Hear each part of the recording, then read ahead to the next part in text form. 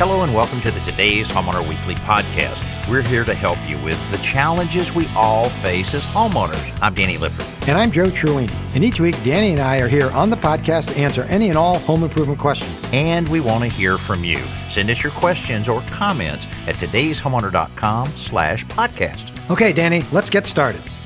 Today's Homeowner Podcast is brought to you by the Home Depot. How doers get more done. It's not the first sounds of jingle bells that mark the official start of the holidays. It's not even the first signs of snow. The holidays start when you say they do. And that's why our Black Friday savings last for 30 days. So shop early or wait until 5 minutes before the party. Whether you're a holiday planner or a procrastinator, we've got 30 days of savings for you. Make the holidays yours with Black Friday prices now through December at the Home Depot. How doers get more done. This week, we look at solving some moisture problems under a house. It can be a big problem. Some of the solutions are very, very easy to implement. Also, repairing a dangerous hole in a fireplace, that's something you can't put off. Also, instant hot water at any faucet in the house. Is that even possible on an existing house? Absolutely, and it's a lot easier and less expensive than you might even think. Also, a challenge of removing an existing water heater from an attic. That can be a real challenge if the opening is a little smaller than the actual water heater. Also, what about a simple solution, Joe? All right, Danny, here's how to clean bathroom surfaces with a couple of products you can find at an auto parts store. Interesting. All right, well, let's get started. Right now, we're going to see if we can help Mike out with an issue that maybe a lot of people are dealing with, and that's moisture under the house. Mike, welcome to the show, and tell us what's going on there at your house. How are you today? Doing great, thank you. Well, a quick background. My house is on piers, average about 4 feet high from the ground up. Mm-hmm. I have put in 3/4 hardwood floors about 13 years ago. Mm-hmm. Okay, they've done okay up until about a month or so ago. It rained, and it rained every day. And when it does, my gutters overflow, and the water runs under the house. Mm-hmm. Well, that makes the ground under the house wet, and it hadn't had time to dry out. And I believe that's what's buckled my hardwood floors. I'm putting plastic under the house to help some of that, but I don't know how to get the moisture that's in the floors out. Okay, all right. Well, you're probably right. And it's so strange, Mike, that we're hearing about this more and more over this last year than we've ever heard about it before. And, of course, it has a lot to do with certain areas of the country getting so much rain, and just after a while it starts migrating up through the floor. I'll tell you, putting plastic down probably will solve the problem in most cases. It's so good in keeping that moisture from migrating up into the home. But let me ask you this. On the perimeter of the home, do you have a lot of ventilation, a lot of cross ventilation vents, and like what do you have, brick or wood on the outside of your home?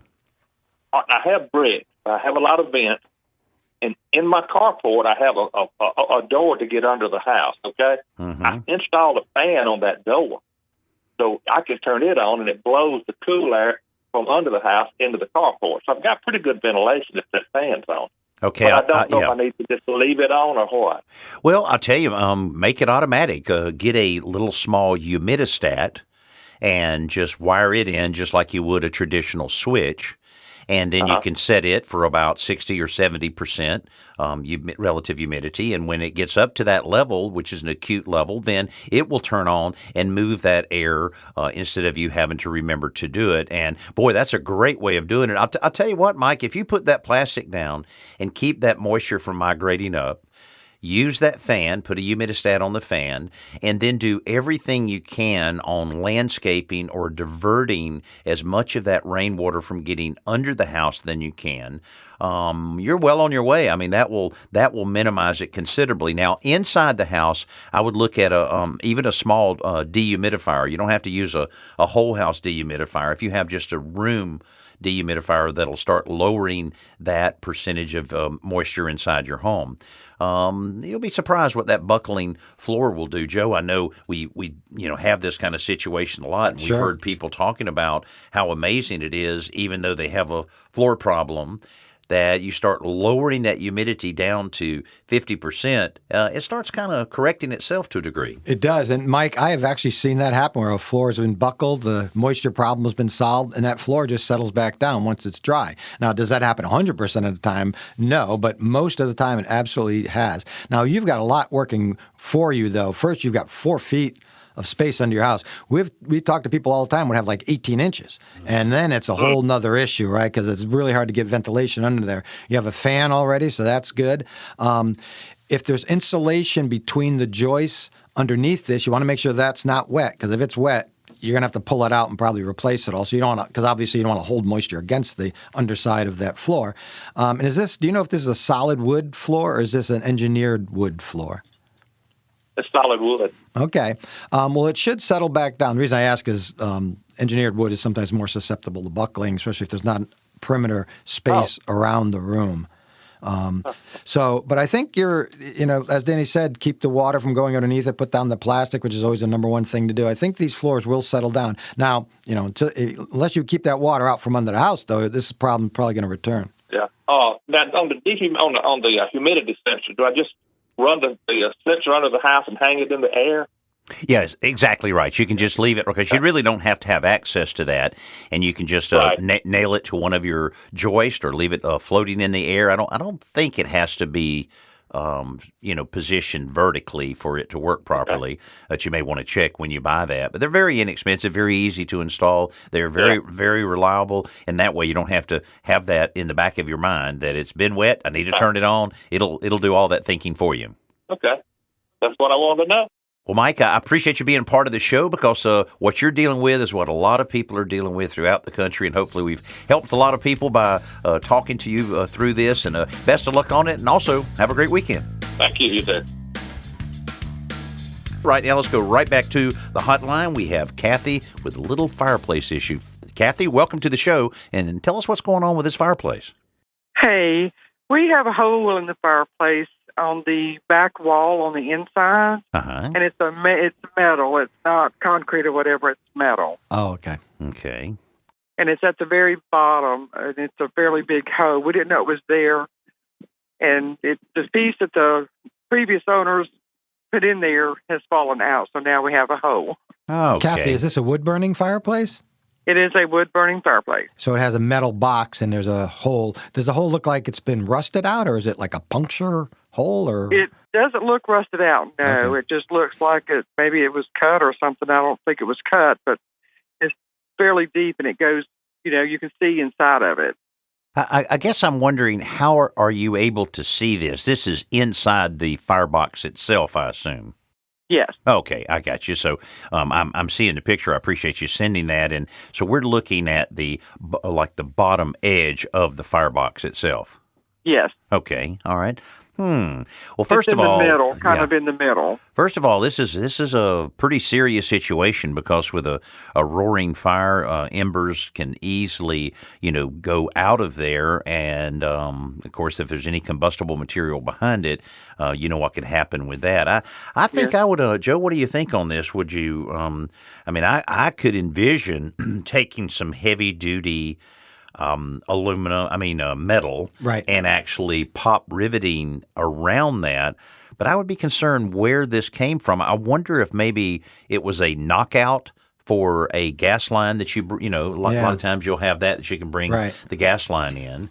Maybe it was damaged during installation. And of course, with it being at the bottom of the firebox, if there ever was a small leak, then that can certainly cause the deterioration. What do you think Kathy should do? Yeah, Kathy, they do make what's called furnace cement, high-temperature furnace cement, and there's also fireplace mortar, which comes in like a caulking tube, and it's meant for filling holes in masonry fireplaces, but, excuse me, but it certainly could be used in this case. And I agree with Danny. I think you need to get a piece of metal. Fabricator might have to come out, get a piece of metal, and put it in there. And with the fireplace caulk, it would, it would seal it. So, but there is combustible material behind there. You can be sure of that. So it is important to have that sealed up. Yeah, that's a good point. There is a caulking that's available that is a fireplace repair type of caulk that's made for high temperatures. And you actually, instead of pop riveting it, you can actually take a piece of sheet metal, and I'm talking about something that's maybe 3 inches by 5 inches, and caulk it thoroughly and push it in place. Maybe put some bricks or something to hold it in place until it dries. And I think you would be in good shape. And then while you're at it, look really, really carefully at the rest of the firebox to make sure there's no other areas like that. Okay. That sounds great. So thank you so much. Hey, our pleasure. This is a good time to get that fireplace ready because Yes, it is. you know what's about to happen. Yes, it is. All righty. Well, thanks so much for being a part of the show, and I hope you have a great weekend. Thank you, Danny. I appreciate it. Okay. All right. Our pleasure. Time for our Best New Product segment, brought to you by the Home Depot. How doers get more done.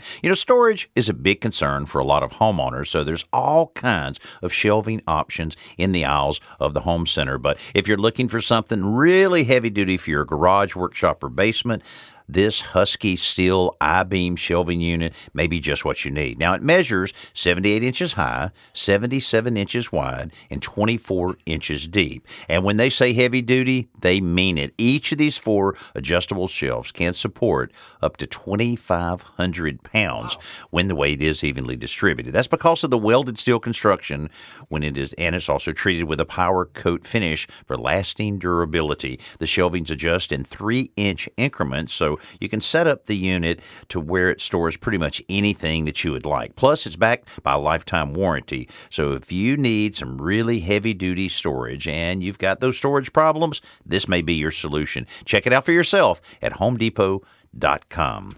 Yeah, I'll tell you, storage, and some of those things, the old plastic things, sometimes you really don't need heavy-duty storage, but you never want to test any kind of storage unit that you have. And, we tend to load these things up, when you start utilizing them and so forth, really does make a big, big difference. Right now, we're going to go to Michigan. Christine is on the line. Christine, welcome to the show, and tell us what's going on around your house.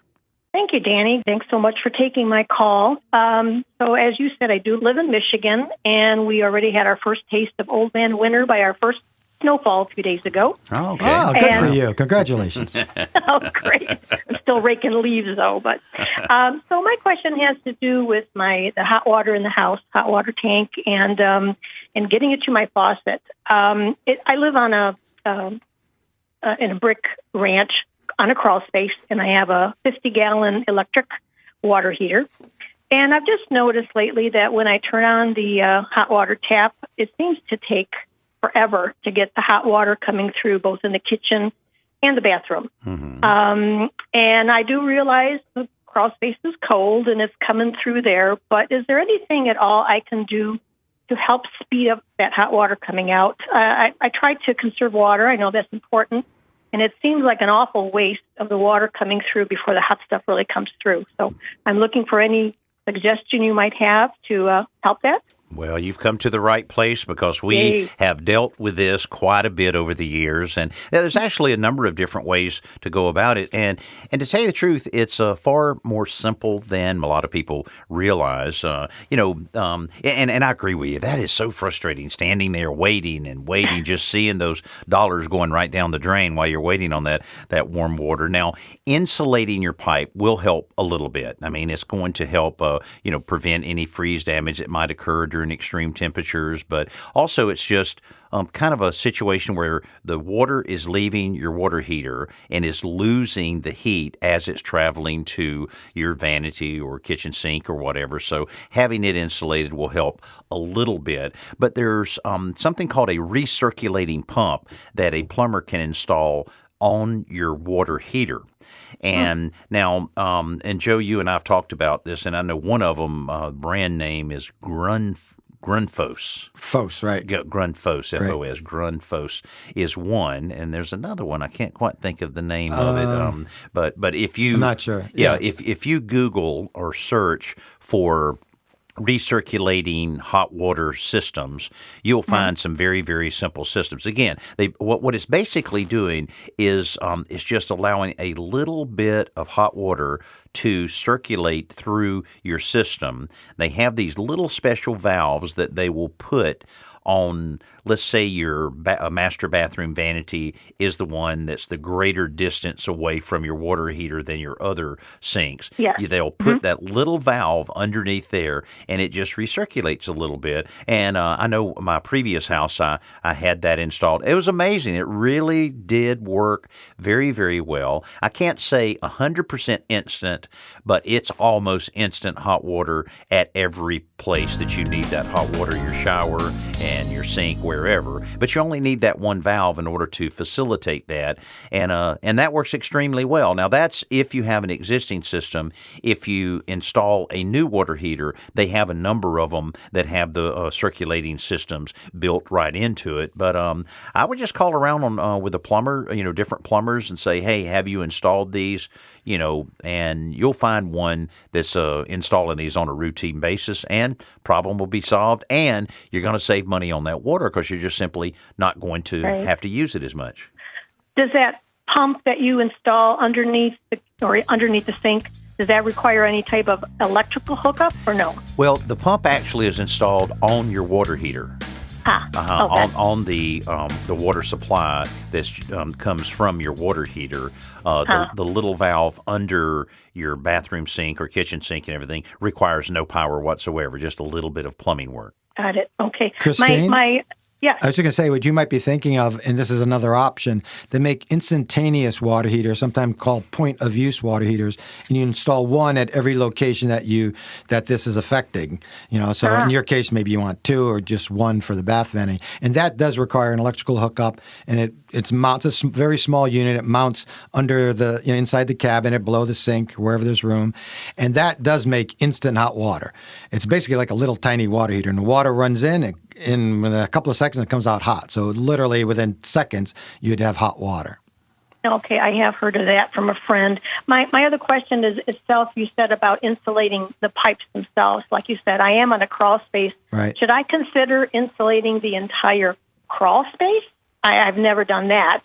Or is just concentrating on the pipes my best bet? Well, I mean, it certainly doesn't hurt at all. We always think in the back of our mind, return on your home improvement dollar, and it's not high on the list because you're just not going to save a lot of energy, and your bills will not go down significantly because of it. It's more of a comfort level more than anything else. Certainly, living in Michigan, you'll have a bigger advantage than people living in other areas of the country, but that can be done. But it's just not going to get your money back as quick as making sure that attic is insulated well. Got it. Okay. And if you do insulate, Christine, I was going to say, if you do insulate the floor joists in your floor, do not cover it. A lot of people make a mistake of covering it with plastic or something like that, and that's just going to trap moisture, and you definitely don't want that. That's going to create a whole different set of problems. Great. I understand that. Okay, last question on the water heater. I checked my dials, and I was surprised to find that I actually have, seems to be two thermostats, an upper and a lower. Is that common on the water heaters? Yes, it certainly is, because a lot of times you'll have that. It's a point of efficiency that they try to, judge it in that manner. So, yeah, and, usually to save money, people say turn it down to 110. I think it comes factory set around 130. So, again, there's not a lot of opportunity to save money by altering that a little bit. As long as you're getting enough hot water, I would leave it like it is.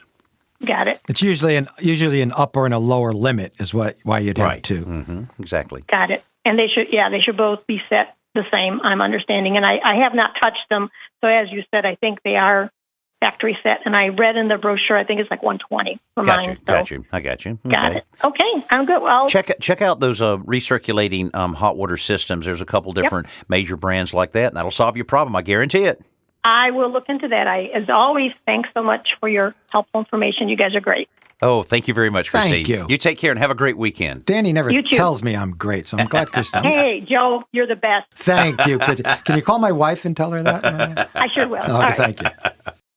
I'll tell you a question that we get quite a bit here on today's Homeowner are about gutters. You know, the different ways that you can maintain gutters. And this is absolutely an important time of the year to think about that and what you need to do to make sure that they will help you out throughout the winter, because that's a very important part of it. So we thought it would be a great idea to bring on a good friend of mine, Randy Schreiber, who is the CEO and founder of Gutterbrush. And Randy, great to have you back on the show with us. And, gutters are an important part of the house, but maintaining them is just as important. Tell our listeners a little bit about Gutterbrush and some of the advantages that they can expect by using your product. Thanks, Danny. Great to talk to you again, and I appreciate the opportunity. Yes, Gutterbrush is just basically a very, very simple gutter guard to prevent the buildup of leaves and debris in your gutter channels. As you mentioned, and a lot of your listeners are concerned about what's going on in their gutters this time of year and trying to direct rainwater and roof water safely away from the property where it's not going to cause damage and overflow and all the associated damage that clogged gutters can cause as far as water backing up into roofs and soffits and ceilings. And Gutterbrush is just a very simple, it's basically like a big cylinder-shaped bottle brush that fills the space inside your gutter and lets water flow through, but it acts as a really effective barrier, a simple barrier to prevent leaves and debris from building up in your gutters. So they come in 3-foot lengths. There's no tools or any fasteners needed for installation. You just take these big 3-foot sections of gutter brush, slide them into your gutters end to end, and they remain there year-round, providing a really effective, simple filter that basically keeps most of the leaves and debris out of your gutters and lets your gutters flow freely with very, very little effort or maintenance. Boy, when you're talking about ease of installation and being able to actually bend these around corners, and a lot of times you'll have those inside corners and different areas that you're trying to negotiate around with things. Boy, if you had to have, clip, or hacksaw or anything like that, that would make it a lot harder. But man, it's so easy just to be able to bend those, to be able to cover up every single piece of gutter you have, no matter what kind of shape you have. You can, yes. They're very flexible. They like I said, they slide end to end throughout your gutter channel. You can bend it around corners, and if you get to the end of the gutter, we include some 3-foot sections and also some 18-inch pieces or half sections in our packaging. And if you get to the end of the gutter and you have a little bit too much brush, as you mentioned, cutting isn't necessary. You can actually take the brush and kind of fold it back into itself or bend it back into itself to create a shorter length without the need for really any tools or cutting or fasteners, which just makes the installation and maintenance very, very simple. Well, this time of the year is when we always like to focus on this because the leaves are falling right this minute, and they're going to continue falling, and that's when it can kind of render your gutter almost useless sometimes. And so now's the time to focus on it, and I see you're making it a little easier for homeowners to do this in a very affordable fashion. We are. Thank you. Yes. I mean, Gutterbrush is already a very affordable gutter guard compared to most of the screens and covers and other various systems that are out there that can run into the many thousands of dollars to protect a home, where Gutterbrush typically probably costs $200 to $300 or somewhere in that range to protect maybe 60 to 100 feet of gutter. And this time of year, we're having a big fall promotion for folks where we're offering 25% off and free shipping on any orders coming up in the next week or so. We'll be running that sale, and so that makes it even more affordable. And most folks can protect their homes for it. The cost ends up being about $2.50 a foot to protect the standard 5-inch residential gutter, and you can do your whole home for a fraction of the cost of what other systems are typically charging out there. So a great time to give it a try and hopefully take that worry of clogged gutters off your list. There you go, exactly right, and compare that pricing to some of the others that are out there, and you'll see very quickly that this is a real affordable way to make that happen around your home. Again, gutterbrush.com, and you need to do that right away in order to take advantage of this special fall sale that Randy does each and every year. Randy, thanks so much for being with us again, and hope you have a great weekend, and hope everything continues to go really well there at Gutterbrush. Thank you very much, Jenny. Just one more little quick question, or a quick thing, if you have a second. Sure. Is we also are happy to help folks on the phone as well. So I know that sometimes people have questions, and if they want to give us a call, we're always happy to provide any assistance we can. And just wanted to mention our phone number real quickly, if that's all right. Certainly. Our number is 888-397-9833. 9433. So 888-397-9433. We've got variety of sizes in Gutterbrush, so we can protect just about any size gutter out there. And if folks have any questions or we can help with any assistance, please feel free to give us a call. We'd be happy to help. There you go, Randy. Thanks so much, and that's a lot of help for a lot of people. I'm sure we've intrigued a lot of people with this opportunity, and especially this very reasonable price. Always great to work with you and talk with you, and we'll definitely talk with you again soon. Sounds good, Danny. Thank you very much. Appreciate it. Okay, our pleasure. Thank you. It's not the first sounds of jingle bells that mark the official start of the holidays. It's not even the first signs of snow. The holidays start when you say they do. And that's why our Black Friday savings last for 30 days. So shop early or wait until 5 minutes before the party. Whether you're a holiday planner or a procrastinator, we've got 30 days of savings for you. Make the holidays yours with Black Friday prices now through December at the Home Depot. How doers get more done. Here's another one from Saren in North Carolina. My home was built in 2011. The water heater is in the attic, and I'd like to move it downstairs to our laundry room. Last year, electricity went out, and the repairman recommended moving the water heater before it leaks and causes some serious damage. How would I get the heater out of the attic? Just to, say a little bit about water heaters in attics, in many ways, it's the most logical place to have a water heater because it's generally pretty warm up there, and you're spending money. 13% of your utility bill goes towards heating your water. So if you have it in the attic, that makes sense there. Yes, it does concern a lot of people that it can leak. You're always going to have an emergency pan under it, or you should, that has an emergency pan, and then it has a drain line that runs off of that. But water line, you can, no matter where it is in the house, garage, basement, you can have it can spring a leak. Sure. And that pan is not going to help you. But I'll tell you, I had a water heater that I had one heck of a time getting it out of my attic just because of the size. Yeah, I'm not sure if you need to remove it. I mean, if you need, she's not replacing it, right? She's not putting in another. She's getting a brand new one. Mm-hmm. She's not moving this one to reuse it. She's buying a brand new one to put it downstairs somewhere. I'm not sure if you disconnect it, empty it out, why you couldn't just leave it there. That's true. Not going to have. Yeah. I mean, unless you want the storage space or something, it's not going to weigh hardly anything. No, not at all. Mm-hmm. I would just probably leave it. Yeah. There's no real need to actually take that down.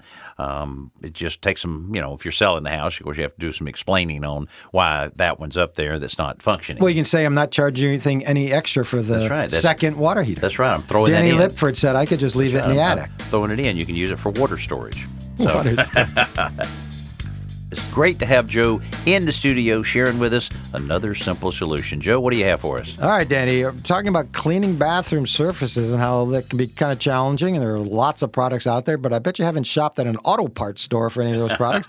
Here's a simple solution. One of the best ways to clean bathroom surfaces is with an automotive cleaner, and they're usually called dash and glass cleaners, so I guess they're designed for cleaning windshields and dashboards and that kind of thing. But they're also great for cleaning mirrors and windows and glass shower doors. And so try those products, and what they do is they leave behind a bit of a film that prevents them from getting dirty or foggy as often. And then also another tip is at the auto parts store, if you pick up can of paste wax and put it on shower walls, it helps prevent the buildup of soap scum.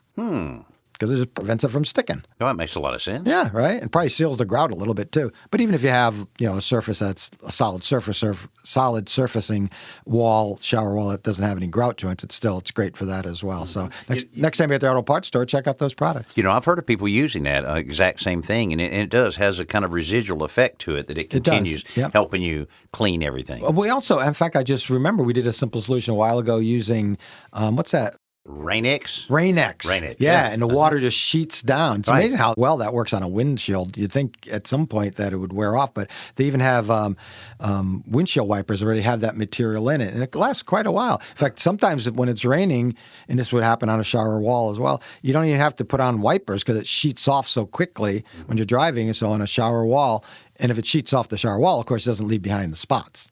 Now it's time for our podcast question of the week. This comes from Carol in Missouri. My home was built in the late 50s, and when I had some work done on the bathrooms, I noticed the inside of the water lines had a good amount of buildup, which must reduce the water flow. The guy who did the work said not to worry about it, and he left it at that.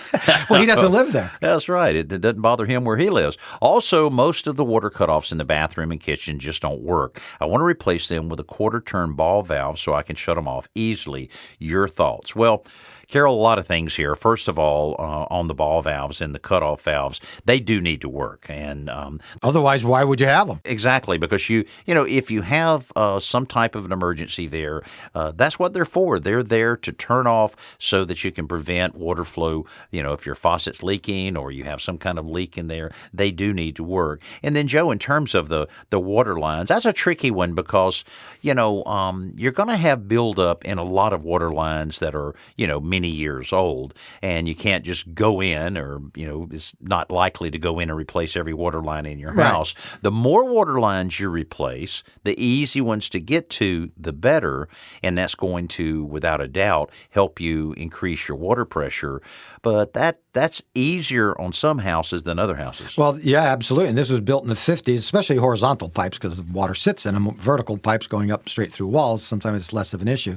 But if this was built in the 50s in Missouri and this was galvanized pipe, she's right. It must slow down the water flow. Of course, it slows down the water flow because there's less space in the pipe, and eventually it would rust out, and you wind up with these little pinholes and get little tiny leaks. So I highly recommend replacing any pipes you can get to easily. And then leave it at that, because what are you going to do? I mean, if there's no problem, I wouldn't be ripping open walls. Mm-hmm. But I would definitely replace those. And we talk about the term exercising your valves, and this is a perfect example of it. That's you should, right. Mm-hmm. like at least once a year, not that often, once a year, go around to any valve you see and open it and close it, open it and close it. Because if you don't, and you need to use it, because they will seize up over time just from lack of use or maybe corrosion, and if you do need to use it and you can't close it, then what? And then there's no alternative except shutting off the water to the entire house, and that might take some time. So, it's always a good idea to lubricate them if you need to, but just make sure they work. And as Carol found out, if they don't work, you can run into trouble. There you go, Carol. Certainly hope that helps you out. And if you can replace a few of those water lines, you'll certainly benefit from that. Now, Carol reached out to us by sending us an email at todayshomeowner.com/podcast, and we would encourage you to do the same thing. Thanks so much for all those great reviews we continue to get, and tell all your friends and neighbors about the Today's Homeowner podcast. I'm Danny Lipford, along with my buddy Joe Truini. Thank you so much for spending some time with us here on our Today's Homeowner podcast.